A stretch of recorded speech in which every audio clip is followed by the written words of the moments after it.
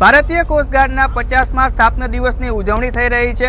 આ જ ઉજવણી અંતર્ગત પોરબંદરના દરિયામાં ડે એટ સીનું આયોજન કરવામાં આવ્યું છે।